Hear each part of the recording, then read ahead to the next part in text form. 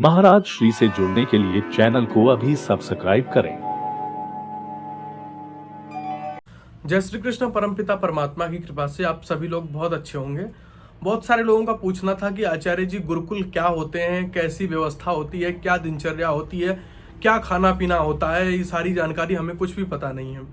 आज मैं पूरी डिटेल से बात करूंगा कि गुरुकुल क्या होते हैं, कैसी व्यवस्थाएं होती हैं, कैसी विद्या अध्ययन होता है, क्या दिनचर्या होती है गुरुकुल की। सबसे पहले गुरुकुल समझते हैं। गुरुकुल अर्थात गुरु का परिवार।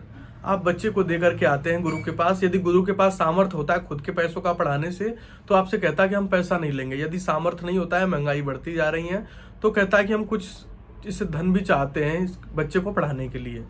अब वो पढ़ाते क्या है, वो आपको दोनों प्रकार की शिक्षा देते हैं, जो बाहर समाज में चल रही है वो भी, और जो अपने प्राचीन काल संस्कार देना, उनको नमस्ते अभिवादन आदि करना, बच्चों को अच्छी चीजें सिखाना, अच्छी ज्ञान देना, अच्छी बुद्धि देना, अच्छा दिमाग देने का कार्य गुरु करता है अपने पास रख के। और गुरुकुल बहुत ही प्यारी चीज है, और यदि कोई उसे समझे तो गुरुकुल में पढ़ करके बच्चे बहुत विद्वान बनते हैं, बहुत वैभवशाली प्रतिभावान बनते हैं, अनेक क्षेत्रों में नाम भी करते हैं, और बहुत सारे बच्चे आज विद्वान निकले भी हैं जो कि समाज में अपना अपना कार्य कर भी रहे हैं, बड़े बड़े पोस्ट पे जा करके।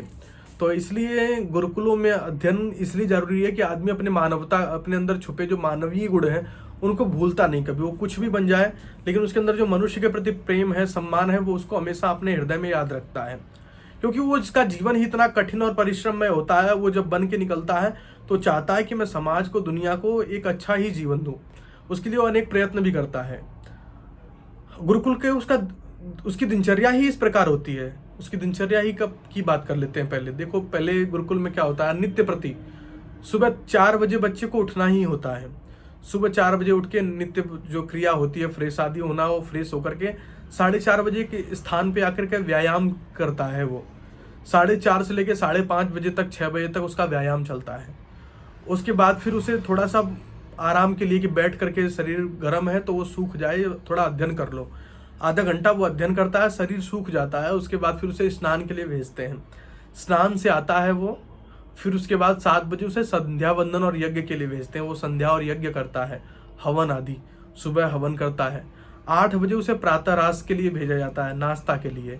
वो नाश्ता करता है 8 बजे, और 8 बजे नाश्ता करने के बाद 9 बजे उसकी प्रार्थना होती है। फिर वो अपनी कक्षाओं में चला जाता है।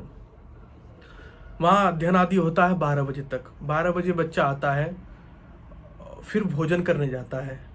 और भोजन कैसा मिलता है, बीच में भोजन की भी बात कर लेते हैं। भोजन सादा भोजन होता है पूरी तरीके से, जैसे आपके घरों में बनता है, दाल चावल सब्जी रोटी, और किसी दिन दही मिल जाता है, किसी दिन मठा, किसी दिन दूध। शाम को तो नित्य प्रति दूध मिलता ही है, परंतु किसी दिन अगर दही मिल जाए, बीच में दही मिल जाता नहीं, मठा मिल जाता है, तो मठा मिल जाता है, छाछ जिसे बोलते हैं। तो ये है 12 बजे। 12 बजे के बाद फिर वो थोड़ा सा आराम करता है। 1 बजे के बाद उसे फिर दोबारा कक्षाओं में भेज दिया जाता है। फिर वो पढ़ने के लिए चला जाता है। 4 बजे तक वो अध्ययन करता है। 4 बजे तक अध्ययन करने के बाद फिर उसके बाद वो खेलने चला जाता है। खेल करके वो 5 बजे आता है। 1 घंटा उसको, 1 से 1.5 घंटा उसे खेलने के लिए दिया जाता है। 5:30 बजे तक खेल के आता है। उसके बाद 5:30 बजे से 6 बजे तक वो अपने हस्त आदि को धोना, मुख धोना आदि ये सारी चीजें करता है।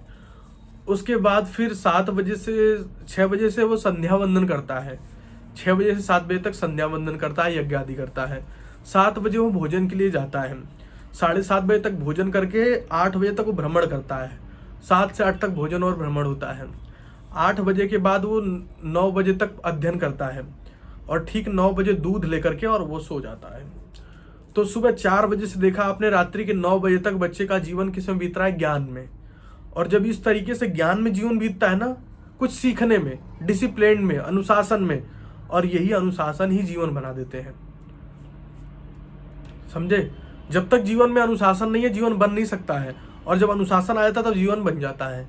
यही काम करता है गुरुकुल। सुबह 4 बजे से लेकर के रात्रि के 9 बजे तक बच्चों पे पूरा ध्यान होता है। अध्यापक लगे होते हैं, हर दिनचर्या में अध्यापक होते हैं, गुरु वृंद होते हैं, जो कि बच्चों को देखते रहते हैं वो कौन सी क्रिया ठीक कर रहे हैं, कौन से नहीं कर रहे हैं। तो भोजन बिल्कुल सात्विक दिया जाता है बच्चों को, बहुत तेल नहीं, बहुत मसाला नहीं, प्याज लहसुन नहीं, और जो कि पूरी तरीके से सात्विक भोजन, सात्विक दिनचर्या। बच्चों को आगे कैसे बढ़ना है, ब्रह्मचर्य पालन कैसे करना है, ज्ञानी कैसे बनना है, बुद्धिमान कैसे बनना है, उनकी क्रियाएं कराना, शिक्षा देना, समझे। उनको व्यायाम में ऐसी योगिक क्रियाएं कराना जिनसे उनका मस्तिष्क तेज हो, ऐसी चीजें कराने का कार्य गुरुकुल करता है।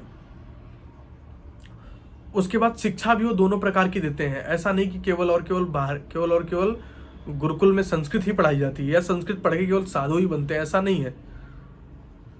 संस्कृत पढ़ने के बाद उसकी इच्छा है वो क्या करना चाहता है बच्चा, समझे। दोनों प्रकार की शिक्षाओं का समावेश होता है। बाहरी शिक्षा जो कि विज्ञान, कंप्यूटर, गणित इत्यादि जो बाहर पढ़ते हैं उसको भी पढ़ाया जाता है, और बच्चों को संस्कृत का भी अध्ययन कराया जाता है। संस्कृत में क्या पढ़ाते हैं, पाणिनि व्याकरण, अष्टाध्यायी, काशिका, महाभाष्य, धातु पाठ, पंचकोश इत्यादि जो भी हैं उनको सबको वेद, उपनिषद, दर्शन इनका अध्ययन कराया जाता है, समझे। तो इस तरीके से करके वो गुरुकुल चल रहा है और बहुत ही प्यारे तरीके से चलते हैं सारे गुरुकुल। और ऐसी ही दिनचर्या लगभग 99% गुरुकुलों की यही दिनचर्या होती है। हो सकता है कोई चीज़ आगे पीछे हो जाए, लेकिन दिनचर्या इसी प्रकार होती है। बच्चों को संस्कृत में संभाषण करना, इंग्लिश में बोलना सिखाना, संस्कृत में बोलना सिखाना। प्रयास करो कि दिन भर आप रह रहे हो तो गुरुकुल में दिन भर संस्कृत में बोलो। ऐसी भी कई स्कीम बीच में हम लाते रहते हैं जो बच्चों को सिखाते रहते हैं। तो इस तरीके से करके बच्चे ये भी चीज़ें सीखते रहते हैं, और बच्चों को संस्कृत भी आती है, इंग्लिश में आती है, सारी चीज़ें बच्चे क्लियर करके रखते हैं। तो ये सर्वांगीण विकास करने का कार्य जो करता है वो गुरुकुल करता है। मैंने बहुत छोटे शब्दों में आपको गुरुकुल की दिनचर्या बता दिया, गुरुकुल का खाना बता दिया कि आपको भोजन की व्यवस्था कैसी होती है, और गुरुकुल में आते समय क्या क्या सामान आप ज़्यादातर गुरुकुलों में ले जा सकते हैं। वो यही कि जो थोड़ा अपने बच्चों को पहनने के लिए कुछ कपड़े हों वो ले जा सकते हैं, और वहाँ की ड्रेस वहाँ जाने के बाद पता लगेगा वो क्षेत्र से आप या तो उन्हें पैसा दे करके जिस गुरुकुल में जाएँ आप वहाँ बनवा सकते हैं। और बच्चों के लिए थाली, चम्मच, ग्लास आदि बस लेके साथ जाना होता है, और उनकी फीस आदि का शुल्क जो होता है आप वो जमा कर सकते हैं।